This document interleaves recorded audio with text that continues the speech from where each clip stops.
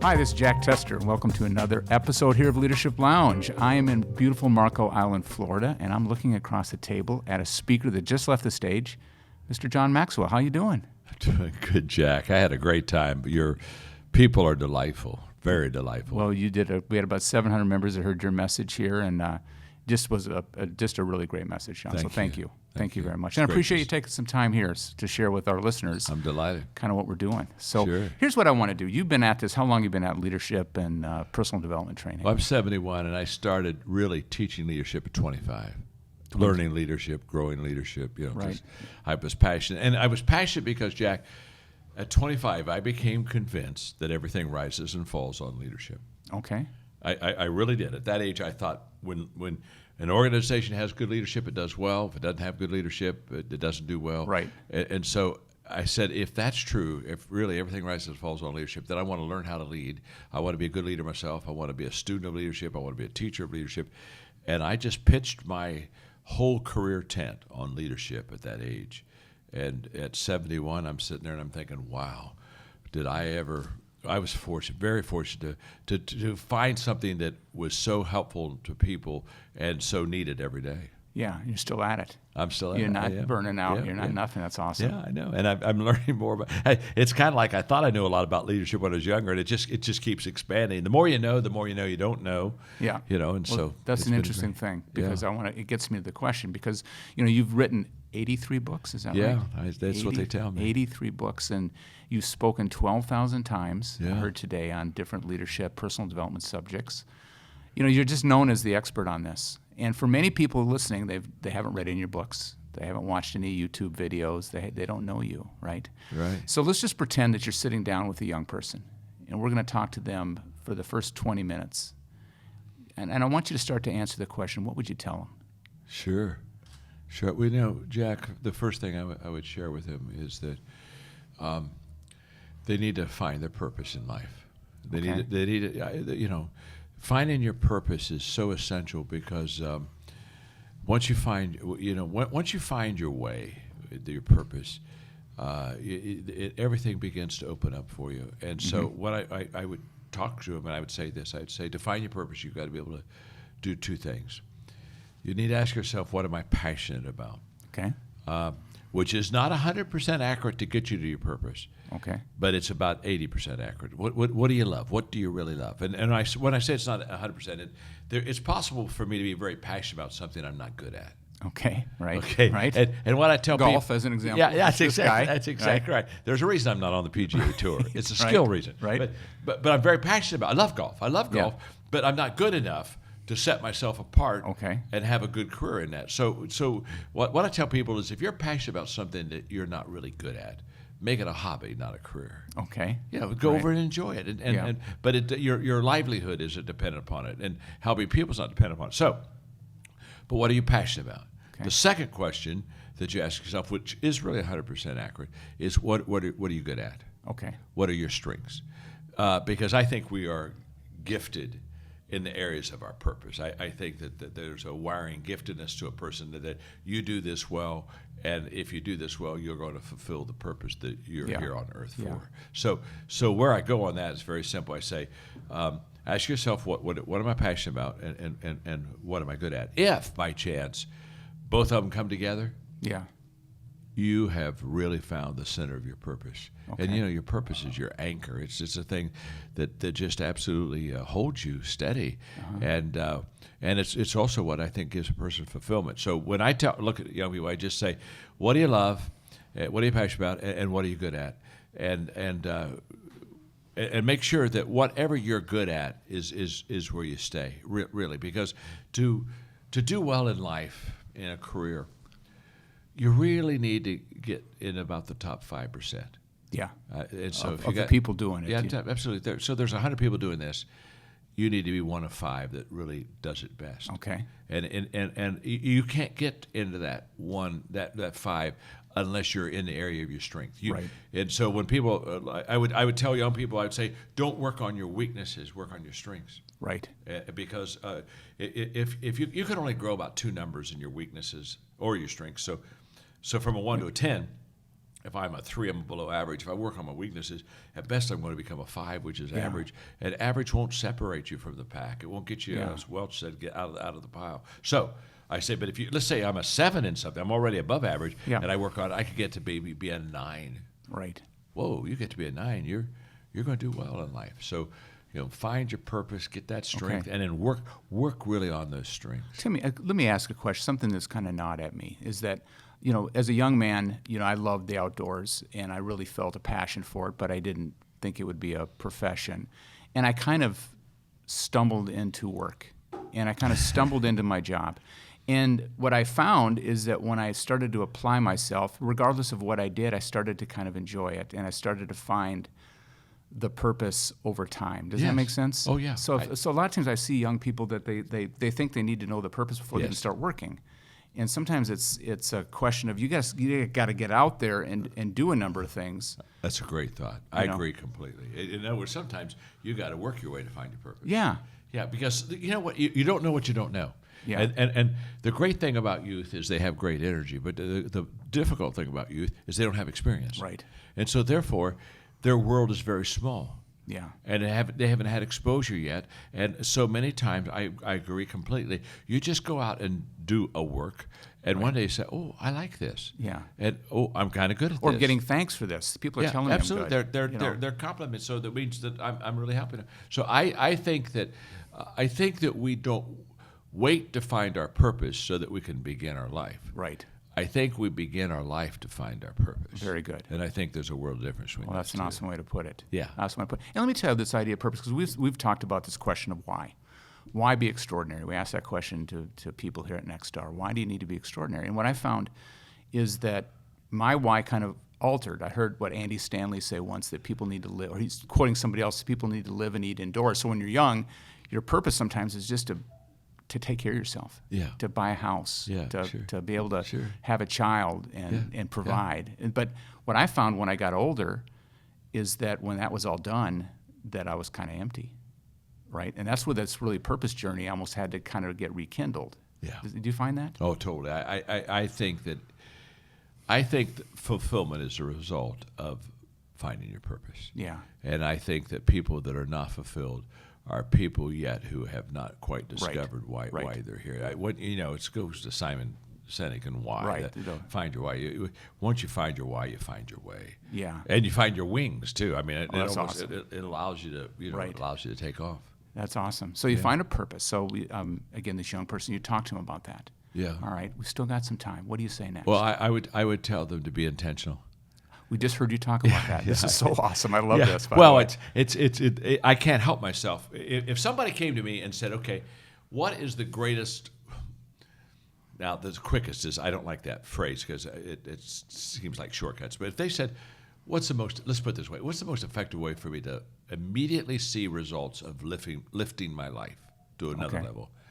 I would tell them unquestionably, become intentional. All right. Because intentional is the add-on. John Wooden was my mentor, and he had a great expression. He said, make every day your masterpiece. And so we were talking about that one day, and he said, when I was a coach at UCLA with the basketball players, he said, I would watch a coach or watch a player, maybe he's giving me 50, 60%. He wasn't really putting right. So I'd walk over to him and say, you're a little tired today. You're not giving me 100%. And, yeah, coach, wow, I'm stayed up late studying for an exam, and my girlfriend broke up with me, all the stuff. And he said, I look at him and say, okay, I understand. But let me explain something to you. I know what you're thinking, and I've got to make sure you don't think this way because it's wrong. He said, what you're thinking is, I'll make up for it tomorrow. Mm-hmm.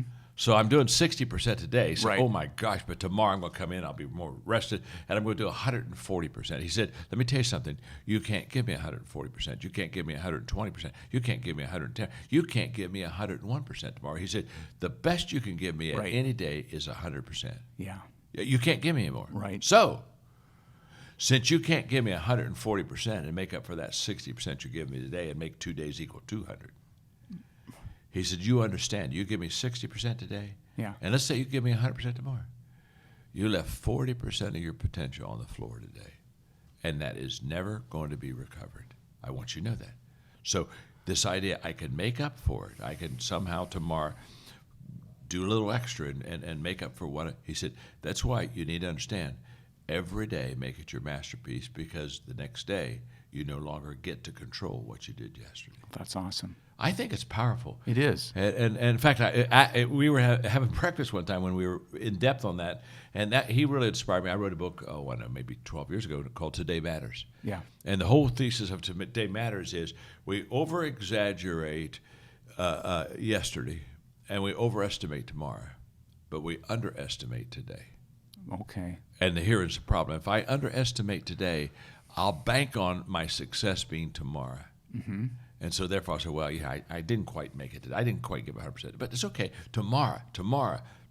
And never, I'm going to do something that's not recoverable anymore. That's awesome. Yeah. That's my struggle there is I think if I've had a good yesterday, I've earned the right to kind of coast today, right? It's been the other way for me. I always think about that. Like I had a great super meeting and we killed it. I can really I can just take it easy now. Yeah, and what I tell people is yes, you can. But but there's a difference between taking it easy for a moment and celebrating and taking it easy for life. Yeah. And so what I tell people all the time is we call it the 24-hour window. Everybody gets a 24-hour window.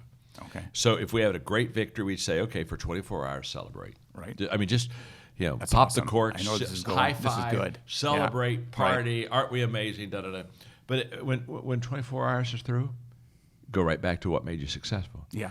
The same way I think is true about failure. Okay. You failed. Okay, go moan, groan, kick the can, cuss. I don't know what you're going to do, but whatever you do when you fail, but at 24 hours, get over it. Yeah. So I have a sign in my office that I just love. It says, yesterday ended last night. Okay. And I love it. That's awesome. Because it ended last night. So when I'm just thinking I'm amazing and I want to celebrate a little longer, can I tell you something? That was yesterday. It ended last night. Or when I screwed up and I had a failure and, oh my gosh, I'm beating myself up. Okay, it ended last night. Today's a new day.